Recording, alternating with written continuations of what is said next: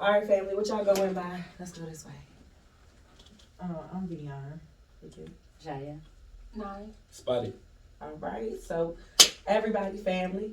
What's the name of the podcast? Tasty Talk. Tasty Talk. Put your right hand up and put your left hand on your word, wherever you decide your word is. Wherever your word is. Your word is. What's that? Oh, my head. My word is in my head. All right, hold it just like that. Do y'all solemnly agree that we have your permission to post this across all of our social media platforms? Yes. Is there anything that do mean anything that's off limits you don't want to be asked about? No. Ask me anything. Like, No. If we do ask you something that's off limits, do you understand you can say no or move us past it? yeah, for sure. All right, cool. Let's get it. Let's get it. Literally, there's no pressure. I'm your host, Bang Bug. It's your girl, just K for real. And we got special guests. Y'all didn't introduce yourself individually. No, we didn't. Okay, you go ahead. Okay, my name is Spotted. I'm the founder, proprietor of Incredibles_treats on Instagram, and I make edible desserts out of anything, like not just your regular gummies or like drinks and stuff like that, like red velvet cheesecake, cinnamon rolls, brookies. I can make like home style meals, macaroni and cheese, cornbread and stuff like that. Basically anything you can think of, everything scratch made, make my own doughs, batters. What about collard greens? Yeah, I can make collard greens too, cabbage, all that. Like, Like, I need veggies. yeah, everything for sure. Okay. Okay, so I'm 9. You can follow me on Instagram. It's OUU.ITSNIYA. What I do, I kind of do a mix of things. I'm really more so in the background when it comes to like events and music. I actually also am a mixologist, so you will see me bartending. If y'all need a private bartender, please let me know. And yeah, y'all gonna see I'm bubbly as ever. So that's it. That's it. Okay. Hey y'all, I go by Jaya. I'm a singer, songwriter, live performer, and entertainer, and also the host and creator of the Tasty Talk podcast. I'm a big advocate for mental health, so we cover that a lot on this platform. And in short, this is a safe space for all creatives, and so that's just really who I am and what I'm about. Okay. My name is Vion. I'm the brand plug. You can find me on Instagram, all social media platforms at VEONNOVEN.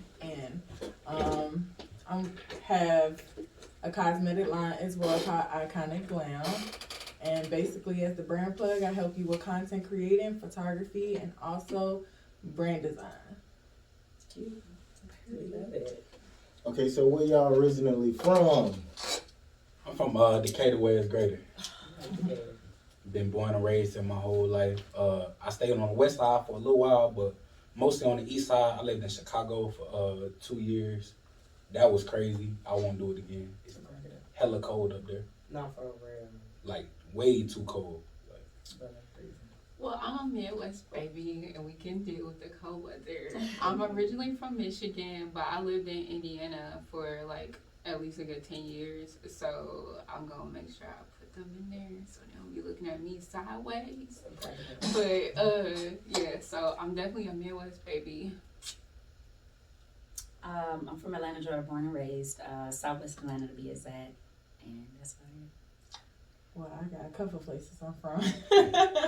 I was born from Shreveport, Louisiana, but I was raised here and also the Midwest, Ohio. We heard the her. Okay, I guess what's y'all relationship like with y'all dads? Y'all talk about it.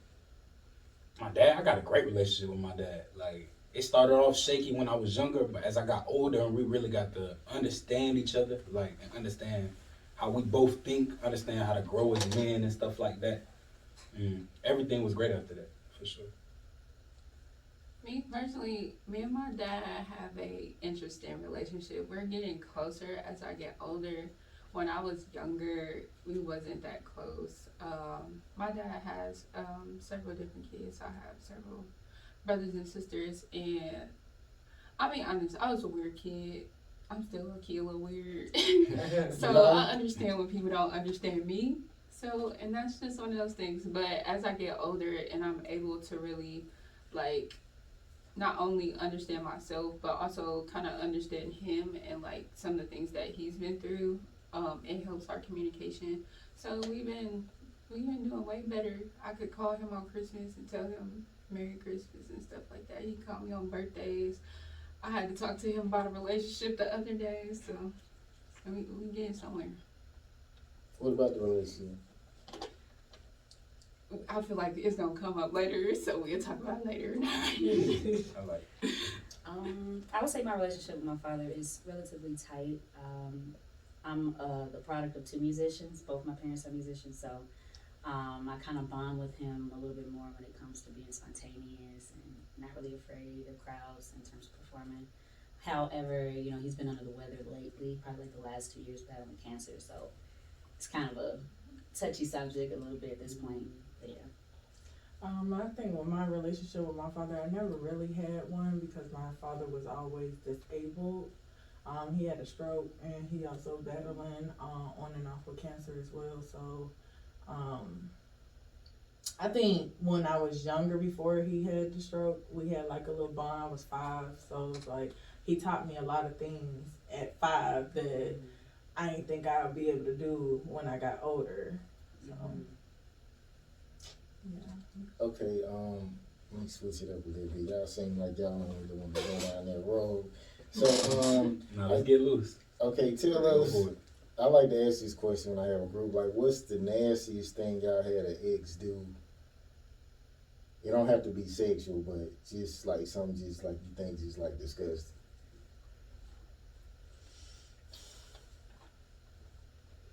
Want to go first? I feel like I know a lot it's of a general drama. thing that most of us women notice about our male partners. Urine on the floor in front of the toilet. That is like a big pet peeve, and I think that's gross. Especially when you don't wipe it up. Especially at your house. Yeah, I don't like that at all. I think it's disgusting. My ex wasn't necessarily nasty. I think the nastiest thing he did, like, it's not even. Well, yeah, it would be like the way he makes certain foods, cause like he have been in prison before, so it's like Yo, they're making pockets in the yeah, crib. making all different types of stuff, and I'm looking like, you really putting that on there like that? And I look at it, I'm like, yeah, that don't look appealing. Okay. And then he get to eat it, and I'm like, yeah, and then try to kiss me afterwards. No. I gotta ask, what he was in jail for? He got a little bit of a temper. He crazy. Well, assault. I'm gonna just say he got a little bit of a temper. But yeah, it's really that. Just a little bit of a temper. He's a little hothead, and he's so tall, so it's like he attracts attention. But when he gets the attention, sometimes he don't necessarily need it, and you get too much attention with a hothead, it just can go left. So is he productive, or he's just like around? He can be. He's productive. Oh wait. But yeah, he can be productive. But So he don't work. no. I mean, he's a street baby. Yeah. Okay, He's so street you, baby. you see yourself marrying him, or you just y'all fucking around? That's my ex. That's why. So, That's the reason why he an ex. But I really, just to throw a little respect in there, he really is capable of great things. I just feel like he has to see that within himself. And if he couldn't see it, it's like, because it was a 4-year relationship. And the opportunities that was placed in front of us, he had several opportunities to do greater things, and he chose not to. So like what? it was just the people we was meeting, because we was traveling, we was going to different places, we was working together. But it's just when it came to a person approaching him about things he could do, he didn't fully take interest in it, so he didn't follow through with it. And your girl doing everything. Why? I'm partake in hustling. everything? I'm product of 2 hustlers, so I'm gonna be on you. If you're not moving, I'm gonna tell you, like, hey, look, this is what we got planned for today. We're gonna be moving around today. And honestly, it really was a teamwork thing. But he one of them type of people that he don't like nobody in charge of him. Like me, even, which I don't really like being in charge of, like, in a relationship. It has its moments, but I don't necessarily have to be in charge. So it's like, if I am, okay, but if you got plans and you see something that we could do, let me know. But if not, If you're not making no moves, and I got Yeah. Capricorn energy. yeah. What about you? I really couldn't think of nothing, honestly. Okay. Look at you. What person cut you the deepest with words, and what did they say?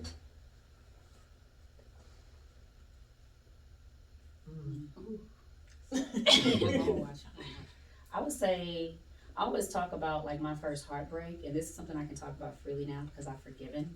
But my mom was probably my first heartbreak. And something I think we don't realize, of course we don't as kids, is that our parents go through things too. They're, taking it day by day just like we are. And so, your typical, I guess, female to female rivalry between a mom and a daughter, sometimes things can get heated and the mother may say something she doesn't mean, but for us it sticks. So like when I was younger, I was going through like the baby fat phase where I was a little healthy, I was eating good, okay? But I think she was more so imposing her at the time insecurities onto me. So she would call me certain names, here and there, like, fat and, and again, I'm also the product of 2 traveling musicians. So there's like this standard of perfection that's supposed to be there too. So kind of going through that where she's like, you need to work out or you need to, start eating more, fuck you up a little bit, growing up. But as I've gotten older and I started to realize who I am as a person and what makes me me, I slowly let those things go, because life is too short to let a moment in life where your parents were also suffering determine how the rest of your relationship is going to go, So your self-esteem high or low now? You said what? Is your self-esteem high or low? Oh, now? my self-esteem has always been high. That shit just hurt my feelings, like it'll just make you question yourself. Like, am I truly good enough or is this okay? And so, like I said, once I started to get away from that, when I went to college, out of town, out of state, I really started to learn about myself a lot. What's your name? What I mean? Yeah. Like, so I went to HBCU in Alabama, Talladega College, Chi Chapter. Shout out to y'all. But you learn to survive when you go to college, especially if it's an HBCU. You already know usually HBCUs are located on the other side of the tracks in most cities. So, kind of have to, like, you're not calling mom and dad every day. At least I wasn't, and over time you start to identify who you are, what you like, what you don't like, what's good for you, what's not good for you. And once you start to establish that, you start to give less fucks about certain things your parents said because that was just a version of you they only knew, at that time. You know yourself. Yeah, I know myself. 100%. Oh yeah, for me, my pops told me like this is like 5 years ago. He was like, the path that you're going on right now is not leading nowhere. And at that point in time, I really thought that I was doing everything right, but the truth is I didn't have no consistency in my life. And it took me a while to realize that. In the moment, I'm like, damn, my pop's on me. He's saying this and that, like he's on my ass every day about this, and this, but it was no consistency. And once I really internalized that and really like got to know that and learn that, my life, it clicked after that. Key, man. So, everybody didn't go, right? I don't know, I'm thinking. I'm trying to process.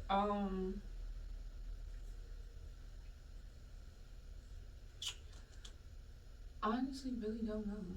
Like, or if, because the one that's in my head, I just, because that's a road that there's a very private conversation that I've actually only talked to 2 people about in general. What better time than now? But one day me and my sister got into an argument. Oh my gosh, today. One day me and my sister got into an argument and actually turned into a fight. And When I was 19, like right after I graduated high school, I got pregnant and I ended up having an abortion. And in the fight, she was pretty much like coming at my character. It was like, that's why you killed your baby, da da da da da. And I Like was you're a like, murderer or something. yeah, pretty much. Because my sister is very much a stickler on abortion. She's not believing those. So, which when she explained how she feels about them, I understood. But in that time, it was tough. That really hurt my feelings. And it wasn't too long after I had did that, so it was tough. It was a hard pill to swallow, but and Would you do it again? have an abortion? Yeah. No, because I feel like now I'm getting closer to being ready to be a parent. At that time, I was 19, I was fresh out of high school, and I had a full ride to college. So I just wasn't trying to let that affect that because, that was my opportunity.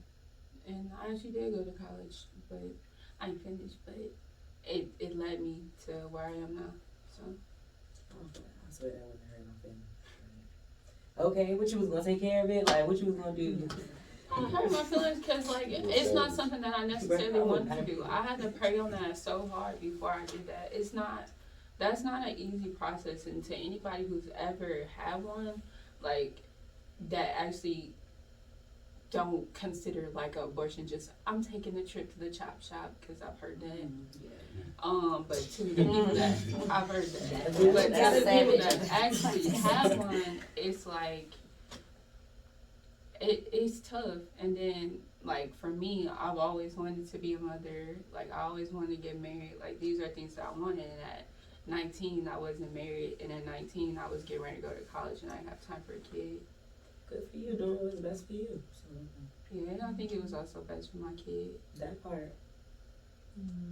I think mine will have to be my dad, cause even though he had a stroke and everything, he still had sense to talk and say whatever. And the things that he used to say to me when I was growing up, going to high school and stuff, oh, you're gonna be pregnant, you're gonna be a dropout like your friends and stuff like that. So it was I always felt like I had to protect myself, and I always felt like I had to prove something to my parents.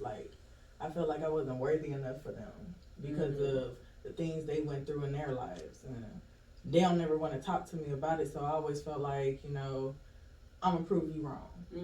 And I feel like I always got to keep constantly proving them wrong. You still feel that obligation? Yeah, honestly, because I still take care of my dad, and I feel like the stuff that he done, we had a house, it was paid for. It was just certain things he would do out of revenge against my mother, and I feel like I had to pay for it as the child. You know what I'm saying? And I had other siblings too, but they didn't live with me. They was all grown and gone, but they felt some type of way towards me because I lived in a household with him. And he didn't really take care of them. So it's not even that lit over here. Yeah, you jealous of nothing. Yeah, and I'm like, you don't even know my story. Yeah. But it just felt like I always had to prove my siblings something, or my parents, okay, my mom wanted to go to the military. She tried to enforce that into me. Then my dad, I don't know, before he had the stroke, he wanted me to be a spy for my mother. It was just Not what y'all doing over there.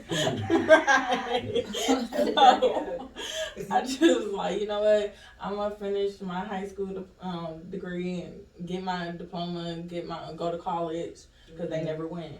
So it was I'm 28 now. Generational curse. Yeah, I'm not. I don't have no kids right now, and I just feel like I feel like I had to, continue to focus so I could get financially stable the way I want to, so I could bring a child into this world. At least you're doing the chore right here. Yeah. Screw them. Yes. I think it was a tweet that said, I be like, I don't give a fuck, then my chest start hurting. So give me an example when y'all try to pretend like y'all didn't give a fuck, but it really got to you.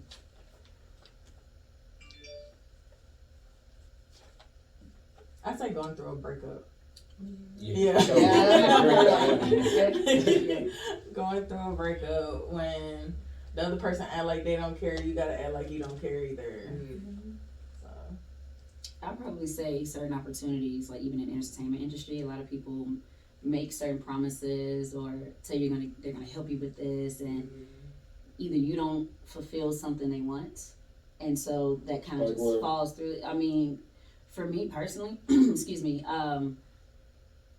this male-dominated industry, and it's an industry full of favors, and so usually it's transactional in some kind of way, and when you're not, as a woman, willing to sell out, some of those promising opportunities can get snatched right from under you simply because you show that you were not gullible, and so it's kind of tough navigating through that when it's like, yeah, that kind of comes with the game, and you got to keep moving, keep hustling, keep trying to get to the right opportunity, but in the back of your mind you're like, fuck. Like, So who is this guy people should avoid though? Like, who promising females and not? All kind, man. Listen, I have had niggas legit whip their dicks out, unconsented. Never gave you the impression that I was with that. Like, I'm the type of woman, I will pay for my session. I will pay for your mixing or your mastering services. I will pay for my sound crew. I will pay for my visual. Right? I'm not even too fun when a person offers me, unless it's like a friend or someone I'm close to, offer me something free. But I was offered to do some soundtracking stuff for a film that's coming out very soon. I'm not gonna name the person. So we were working in the studio, working on the tracks or whatever, and he took a liking to me. But too much to the point where he was, one, trying to get me drunk, and first of all, I'm a professional, I don't do that while I'm working. Two, he literally was probably like sitting right here, but listening to the track, and he just kind of, and I'm like, what you want to do with that? You know what I mean? And so at that point, I even said, I don't even want the fucking opportunity. Like, I can't. And it's hard because it starts to make you question, how do men really view female musicians beyond the talent or beneath the talent? Like, is it sex first, then the craft? It's sex, period. God damn. And I'm blown over that shit. So yeah, that's probably the thing that will, deep down, I'm burning on the inside. For sure. Okay, when y'all be meeting these predators, why don't y'all call them out? Because they end up doing the shit again. That's a great question. I'm still figuring that out. So who is it? So I feel like as a woman, for women, it's not that simple. I can't Like, some of these dudes, they very powerful. They got more things that they can do to her than she can do to them just by calling them out. I'm That's not the best way to afraid do it. It's not of saying them that. per se. I'm not saying that's the best way to do it, but it's not always that simple. Some people, it might be messing with their mental, like, subconsciously. yeah, I can agree with you on what you were saying, because that's what made me pull it out from the music industry, period. Because I was real heavy in the music industry, and like when I was getting signed to a major label, it's really true when they say, as a female that's getting in, you have to do a lot of sexual things to these men in order to get to the top. And it's like, oh nah, I don't want that. And then they make you, as a female, push sex sales in the industry. They turn you into something that you're really not. I'm a major fan of creating your own industry. Absolutely. Like, screw them. That's why I would call them out. I'd be like, nah, from ARS, I would say it, and it just for that awareness part. But then if you come at me, that's fine. What, I can't do something with y'all? I didn't want to do anything with y'all anyway. I got mine over here. And like, there's no such thing as bad publicity. They gonna be listening to your music, watching your content, looking at the talk show. Let me see if she talk about it today. They on your line. And that's why I had got into it with Ugly Money Nietzsche, because a female came out and said that's what he do. Like, he, for his services, he wants sexual favors.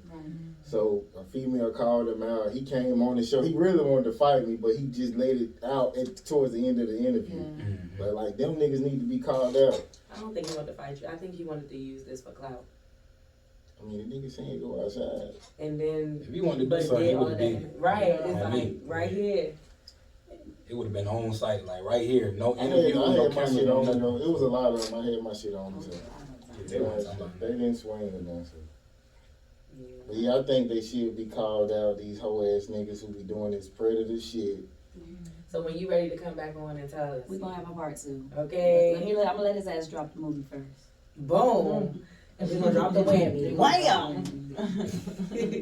Okay, a time you said never again, but you did it again. Working with people in business, like Mm. I said that I would never do that again. Like it's times in business where you have to cut people off. I don't care if they your mom, your dad, your friend, your sister, your brother. You might have to cut them off. Like they might be detrimental to what you're trying to do. They might not be adding anything. They might think you're supposed to give them a handout or something like that. And that's not how business works. Like I have to move according to what I'm trying to do and the goals that I set in place for myself. Preach. Fuck what you got going on. Like this is what I'm trying to do. I agree with that. My mom will.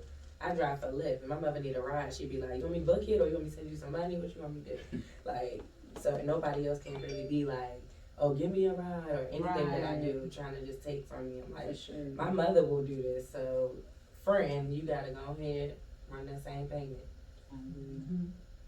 I would say friends, like being friends with them, and then y'all fall out, and then y'all become friends again. Like I have done that a couple times. That's nice. Mine's kind of like the same. Right. Especially if it's like one or two specific people. It's like, I want to have faith in you so much. Like, I want to keep trying this, but no. Yeah. Is it guys or just girls? One was a girl, one was a guy. What did they do? Oh, this gonna be the kicker too. What did they do that you forgave and let them come back around? For the girl, it was more of a, she hid something from me that she didn't really have to. I feel like if she had came to me, like, and just came out and been direct with it, I would have had less of a problem with it. But because she didn't come to me, it blew the whole situation. And then with the guy, it was like, hey, look, we've been doing this for a long time, and we keep on going on and off. Either we gonna be on and just locked in, or just leave it alone. What about you? I think mine was so for like he say she say stuff. Like they will get a misperception of something they heard that they thought I said or something like that. I'm very blunt. I'm gonna tell you how I feel to your face. You ain't gotta worry about what nobody else saying, because I'm gonna tell you first. And so it was just like, I don't know. I felt like they had like some type of jealousy towards me, because I tell them certain things to give them advice on, and then you know how you tell your friend about a dude or something and they not right for them, and they think that you want they dude now because you telling them like they not good for you, like they don't see the potential in you. So it would be stuff like that, and we will fall out, get on the internet, talk smack about each other, and then it'd be so stupid. And then we'll be like, later down the line, we ready to talk it out and be friends again. But I feel like this, once we fight, it's a wrap. Ain't no coming back for that. Yeah, I agree with that. Okay, so is it a person y'all deal with no matter what, even though y'all in a relationship? I'm a one and done. Once I'm done, shoot done. I got one. I ain't gonna lie. Okay. Okay, with that. And what make you like stick with her, like you ain't letting it go, but y'all can't really make that shit work? We just can't be in a relationship together, like, but I can still vibe with her. Like, we can be real close friends and stuff like that, but we just can't click. Like, we can't be in a full-time relationship. Like, it's not gonna work out. So like the sex is good or something, and you just can't let that shit go? She a throw goat. Okay. Keeping it real, like. Put it out there. Okay, a red flag behavior in a relationship that's non-negotiable. And a red flag that you saw ahead of time, but you ignored it. I'd probably say for me, my first red flag is if you do not manage your time. If you're not like ambitious, and because if you're calling me every day to pull up on you and I got shit to do and you don't, we're not gonna get along. And I've seen it. I've tried that, you know, in the past where I'm like, you know, I'm moving, I got things, but I'll make time for you. But it gets to a point they start to resent me because I'm always moving. And so I've learned just to avoid that. And good ping would definitely blind you. It sure will. It's always portal. available too. Yeah, good ping. Okay, what's good ping ping? What does that mean? I ain't never heard that one. I ain't gonna lie. Ping ping. I ain't never heard that one. So for me, I'm a sapiosexual. So this doesn't start chasing waterfalls until you've stimulated this. Like that's mandatory for me. And so usually that affects the quality of the sex as well. If you're patient, if you are patient in terms of foreplay, we don't rush over here. And also if I get to finish before you, preferably multiple times. Okay. That will have me not giving a fuck about your red flags. Okay. Ignored. Until my cousin's here. 6 months. 6 months. Okay, some women still consider sex good if they don't come. Do you? It can feel good in the moment, but what's sex without the climax? Why do we do it? Response. That's a turn off. It's a, like, Yes, I feel like if you a man, like, why you not making your girl climax? Like, come on now. Like, what you doing? No, for real. Okay, what's the most time you made a girl come? Well, you talking about like in one session? Yeah. Like, in one round, probably like 5. Yeah, like 5. She still on your contact list? Yeah. Oh, that's her, the throat goat. I'm not gonna confirm. But I ain't gonna. That's what's up. Did y'all want to answer the red flag question? Yeah, like one of mine is calling too much. I don't like that. Like, What's too much? like calling me more than 5-6 times a day. Like, when I finally see you, I want to have something to talk about. If you calling me all day, then what are we gonna have to talk about? By the time I get in you, we're just gonna be standing in each other's face. Like, Some girls do talk a lot though. They can talk the shit at you when you on the phone and when they I see used to be you. that girl. I am that girl. Yeah, I used to be called I 5 times a day. I like when it's somebody that have an intellectual conversation. I can't stand if you don't. That's Yeah, a for red sure. flag for Right. me.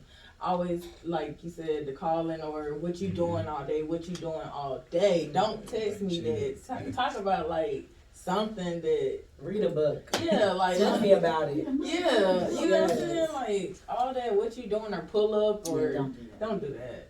That's a red flag I for just me. cut somebody off for that shit. Every day on my end, like I used to talk to him, and then he got mad disrespectful, so I said I can't. It's like one of the red flaggers that I was overlooking for the bullshit.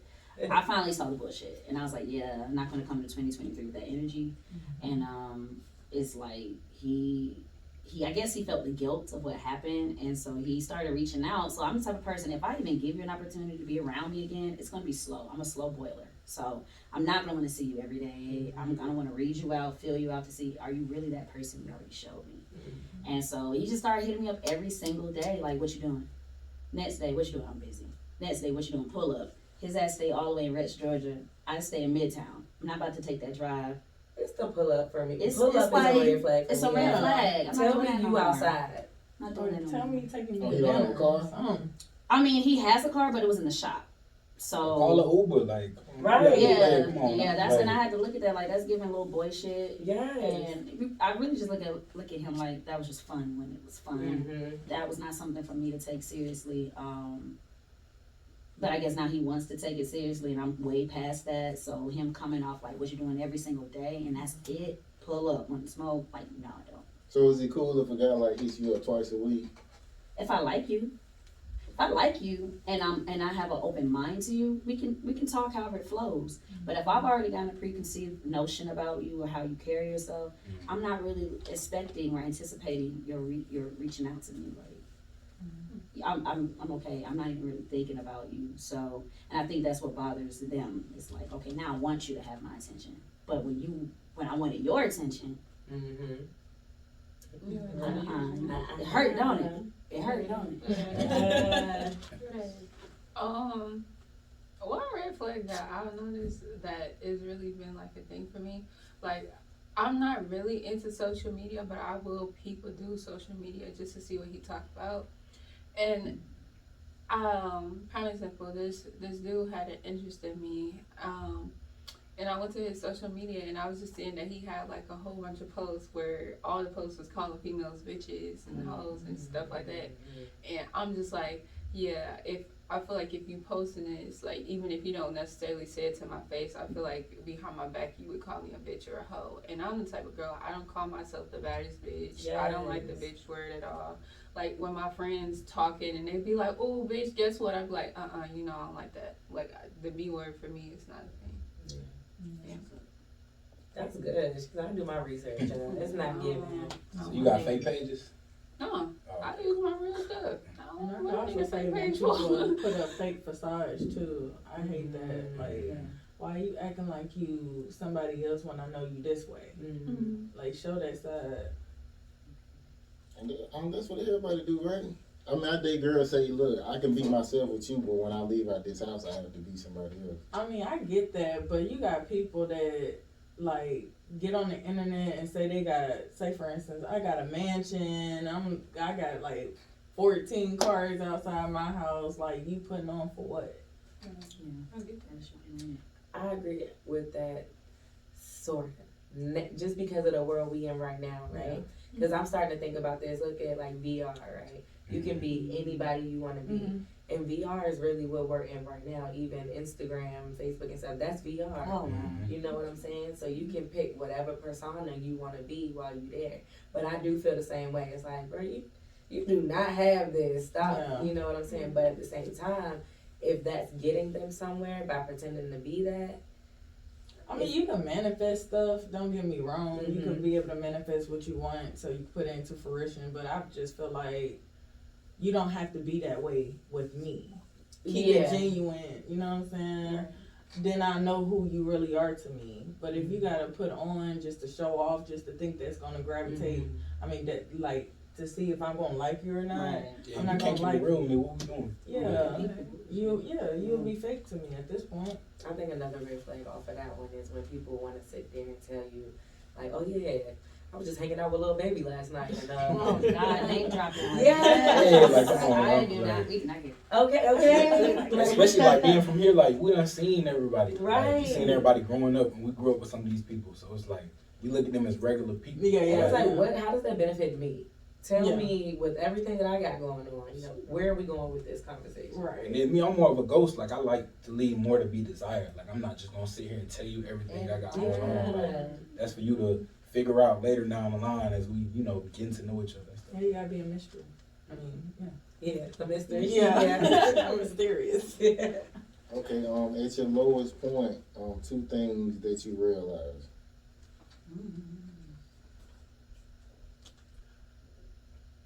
One thing, I can't just be bored and not doing something. I am a busybody.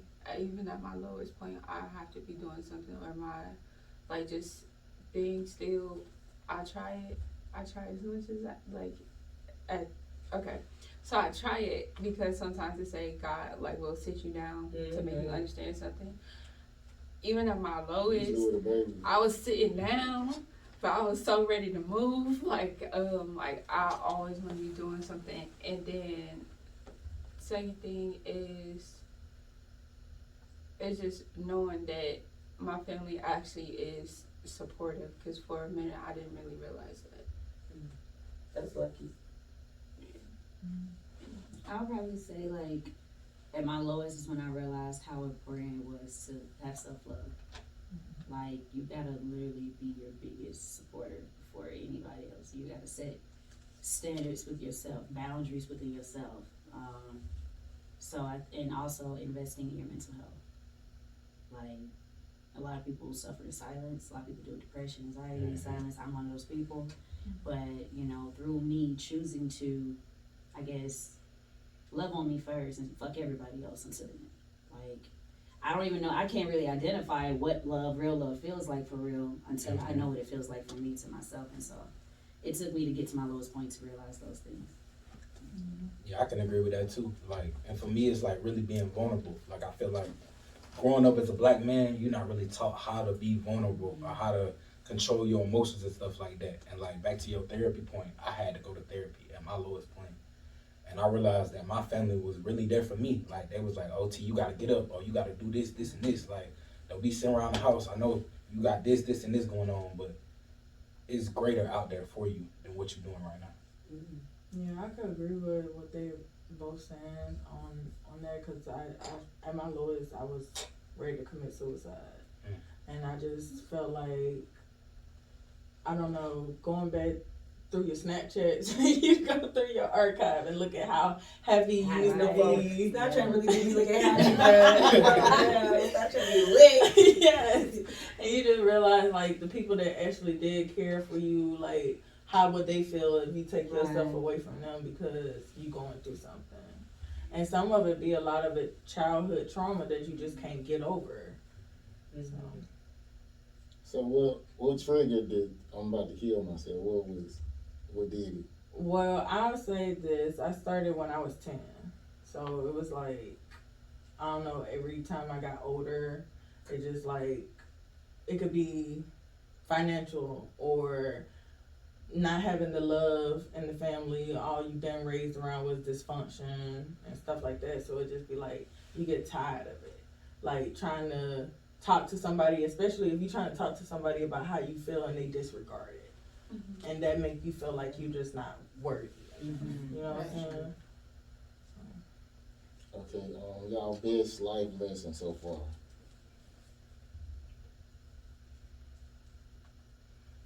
Oh, my best life lesson so far is that you know that saying money shouldn't change you. I believe that that's BS. I feel like money should change you. And the people that fuck up their money is because they didn't change. They was always the same person. So I always just try to remember that. Like as I grow, as I start stepping into these other rooms and start getting more successful, yes, I do have to change. That don't mean I'm leaving my homeboy from Miller Grove High School or whatever behind. That don't mean that. It means that I have to grow along with the spaces that I'm trying to get into. I like that. I think mine would be like, be you, be yourself. Yes. You know, and love yourself no matter who don't love you. Like, Do you the that. shit. Do Make that. sure you show you the shit. That part. Yeah. I would say live with no expectations. Ooh. Life is a little better, I wish. Yeah. Mine is make a way out of no way. Y'all look deep. We had a guest who said, I can't remember if it was my show or our show, but she was saying on the lines of basically not having expectations. Yeah. That's not good. That it's not good to go through life expecting the worst to happen. Y'all feel that way? Mm-hmm. I used to be prepare for the best. No, hope for the best, prepare for the worst. I'm still that way, but sometimes you limit yourself when you have expectations because God, the universe, whatever you guys believe in, sometimes they can reward you with more than you expect. And so if you've already got yourself set on this is what I want, and maybe there's something bigger or greater for you, when that opportunity does come, you may not even be So able you're to like, don't even recognize it. prepare for anything, just expect things. I prepare for sure to the best of my ability, but however I'm rewarded for that preparation, I'm open-minded to that. Ooh, I like how you said that. I just felt that. Okay, I guess I'll go back to what I was gonna say at the beginning. The most traumatic experience as a child. I think you answered that. No, I ain't answered that. No, I ain't answered that. Pulling up There you all go. my skeletons. Mine would be being, Nah, go for it. You don't put that energy out. Well, it's like a rape or a molestation. That's usually what people don't. Yeah, mine would be being molested by a female cousin. She did, right? No, she alive. I mean, but she did it. Yeah. So she did, like she was gonna kill her. Yeah. I be feeling like something should be done and people do shit like that. I kept it. It wasn't just me. It was other cousins that she had done this to too, and we was younger, so it was like we kept it a secret because she was like the type of person, like, I don't know, she was violent. She was very violent. She would put her hands on us if we said something or if we just declined it. If we declined the sexual activity she wanted us to do, we get popped upside our head or something like that. What? Was she bigger than you? She was. I mean, she older? wasn't. No, she was older than us, but she wasn't bigger than us. It was just like she was a fighter. Right. I mean, she taught me how to fight basically by her putting her hands on me. I'm saying, what she asked y'all to do? I mean, she wanted basically the sexual activities to go down on her. You know what I'm saying? Or I don't know, she was 12 at the time. She was a freak. Wow. And she wanted freaky Somebody stuff. did it to her, too. Yeah, and I think a male did it to her. No, we would have got to fighting if it was a fight. Yeah, I always had to fight. So it was like, for me to have her to stop doing it to me, I was glad that I moved away. You know what I'm saying? I wasn't raised where I was at, so it was like, I felt like I always had to fight her every time she used to try to come at me like that. And nobody would ever question why y'all was fighting. No, she'll make up. Well, they did. She'll make up excuses and say like, calling her out her name or something like that. I'm younger, so it was a little bad on me. And you never said nothing. No. Like she trying to make me lick her. Like what?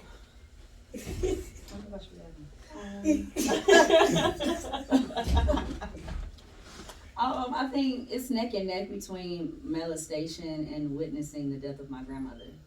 I'm gonna hop in and out on the molestation part. So I was molested between 6 and 7 years old by my biological brother.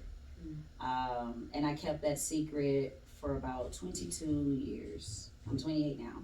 So around 23, I told my mom first. And then like a year later, I told my dad. Because I'm the only child. I was raised only child on my mom's side. My father has 3 other children. So I know if I told my dad, he would have tried to address my brother. And I really didn't want no drama. It was just something I needed to let go, you know. But outside of that, more so the death of my grandmother. Never forget this. I was about 8 years old. Me and my dad were coming from the skating rink, Cascade. And it was my weekend with my grandmother. Got back to the crib, and she was like stretched out on the sofa in mid cardiac arrest. And so she wore dentures and stuff like that. So I called the police officer while my dad was trying to like do CPR on her. But at that point, you know, she was starting to bite down on her tongue. And after that, I didn't see my grandmother again. You know, so that to this day still fucks me up. I ain't gonna lie to you, but yeah. Yeah, give me a hug. Thank you. That's a good friend. You be a hug. If you don't care, Okay. I'm gonna be caring. Everybody need hugs. Yeah, and I'm a hugger. So, most traumatic childhood experience when I want to say I was like 11 or 12. My grandma had a husband, and I was playing with my sister, and he didn't like that. Like, we were playing outside, and my sister is scared of dogs. So I had a stick, and I was playing with it like it was a dog. But of course, she knew it wasn't a dog. Like, she could see that it wasn't a dog. But he kind of like overreacted in the situation. And he whooped me. Mind you, my mom never really let a man like whoop me. Even my dad could whoop me, but there was never a need to. So it was just strange in this situation. But like when I got the whooping, like he smacked me in the face with a belt, and so like my left eye was like swollen and like black, and like for the longest time up in like even till now, sometimes I feel like my eye is lazy, but at that time, like going up until like I would say 16 and 17, it really was like my left eye was really like lazy from that, and like it made me fight with like my self-esteem and stuff like that. What your parents do?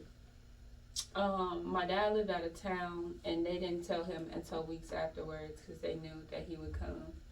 And I lived with my great grandmother at the time, and she wanted to send him to jail, but my grandma pretty much was like, they didn't want to like he had just got out of prison not too long ago, so they didn't want him to go back to jail. He should have went back.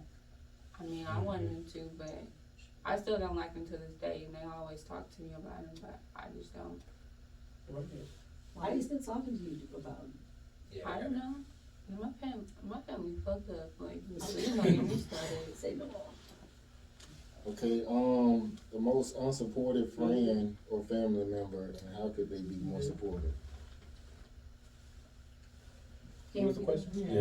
Repeat that. The most unsupportive friend or family member, and how could they be more supportive? The ones that will only want to be around when they can benefit off of you, but don't want to show up to actually support you. Yeah. I Don't was- want to do the work. Don't want to do work. Mine is me. In my family, I feel like it's me. Like, I be feel like I have a support, but my family don't really like to go outside of what they know. They're very stuck in their ways. And when you try to talk to them and get them to see, like, okay, yeah, if we try this may work, this may not, but it at least let's try. They still don't really get into it like that. It's very hard to convince my family to go outside of what they used to, and we got a lot of family curses that need to be broken, and mainly I've been doing most of that on my own, and like I have a little bit of their support. I'm not, like I said, it took me a minute to understand that I did have support, but it's just on more the support side, like even watching this, like I hope they watching this, but if they not, I understand, or even like sharing my post or things of that nature, because I really do think it's me, because I definitely go to bat for anyone in my family, anything they trying to do, and they know that. Okay, I guess it's for the female. I guess you too. What does two things a person does to like that love y'all correctly? Understanding. Yeah. That's one of them. Yeah, understanding. Making sure you really don't just listen to what I say, but actually understand it and actually take the time to comprehend what I'm telling you. For sure. I So- say words of affirmation. Yeah. Yeah, that's it. Knowing that when you wake up, I'm on your mind, or you worried about my safety, or stuff like that, or you just very, kind. Attentive. Yeah, attentive. Yeah. My definitely You like shaking your You don't know how to be loved. I don't know. I'm in much of a commitment phobia right now, personally. I think it's just part of my healing process, but I'm still learning to love me correctly. So I think once I'm at a place of mastering that, then I'll be able to identify it better. So what do you usually go for? Because it's like you run into the same The wrong thing. niggas. To be honest, I've never really. I mean, I have certain guys I don't like, but I usually go for musicians. I have a weakness for, and I'm not talking about executives or people of power, but just people who share the gift and the love for music like me. But there's a dark side to that, because like me, most musicians are traveling on the road, or they're gigging a lot, and you're around a lot of different people. So it's either there's going to be a communication lapse because you're so busy and moving, and or it can be a fidelity, or just sneaking around. And so, but that's what I like. So I'm trying to figure out and identify with myself in this process, like what part of me is attracted to that toxicity. You're attracted to the love of what you like. Yeah, Probably to be able to relate to somebody. you know what? That sounds about right. And that's probably because I was, like I said, I was raised an only child. So I did damn near everything by myself. Mm-hmm. So yeah, that probably is it. So you feel like, so you still gonna go after what you want instead of what you need? No, as of right now, I've been practicing celibacy. I've intentionally not been dating. I'm really focused on my brand and these lovely people right now. Like, I'm not even thinking about a guy or a relationship. That's when they come, girl. I'm not ready. I'm praying. I'll be That's seeing all these exactly posts on when they Instagram come. like, When God you is going to focus on send you your yourself. husband at Yes. 22 free. I'm like, no, I am not ready. When you focus on yourself, that's when they come. I'm and it be the right scared. one. You might think you're not ready, but when it Mhm. comes, you already prepared to be ready. Like that learning to love yourself part is you're gonna attract the right energy to yourself. Mm-hmm. It's gonna be dope. Okay, It's gonna be weird though. Yeah, I think it's definitely gonna be weird. Yeah. And I'm a little awkward too, so I'm afraid I may scare that person away too. They gonna be able to take it. Yeah, Oh, because they already. I'm Yeah. Very so awkward. awkward. Yeah.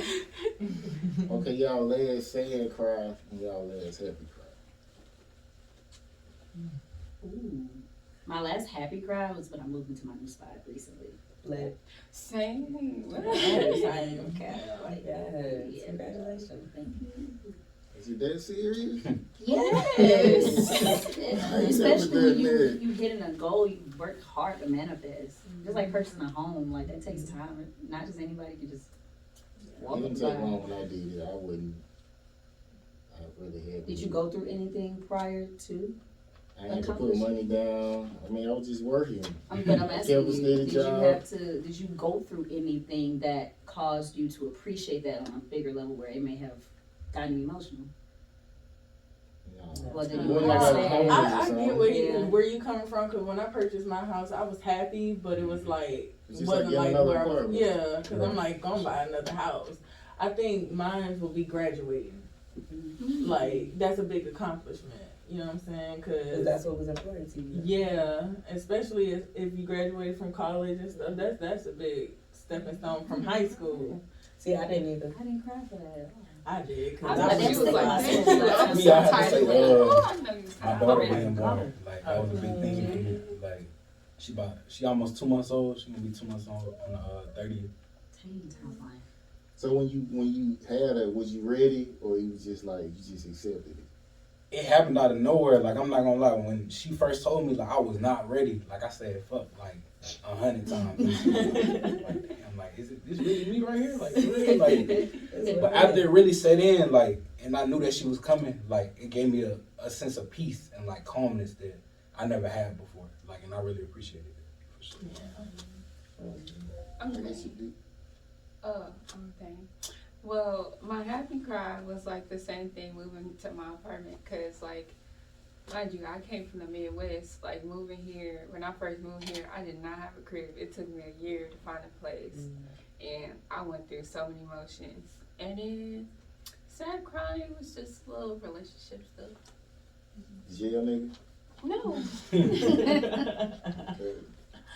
no, that was past me. I'm 25 now. I think my sad cry was when my cousin got killed, my baby cousin, and the way he got killed was messed up. So I think just getting a call at 4 o'clock in the morning, yeah, I think that was my real sad cry. When you got shot? He got shot not 18, he got shot 8 times by his brother. His brother killed him. Well, was money, female. We don't even know. Like, the brother ain't even arrested for it. Yeah, he flew to a whole nother state, and I just feel like the family didn't even fight hard to keep the case Open. open. You know what I'm saying? And it's just feel like they failed. I feel like they failed my cousin. He was 18 at the time when he got killed, and he fought up against him and the homeboy. But they didn't kill my aunt. My aunt was in the house. She was asleep. They pulled her door up. She heard the last shot, because you know how you have one of them houses that you can't hear on the other side? Yeah, unless you open the door. She had one of them houses. And when they opened the door, when he got shot in the head the last round that what took him out. And she heard it, and then they flew past her room. And that's how she figured out who was in the house.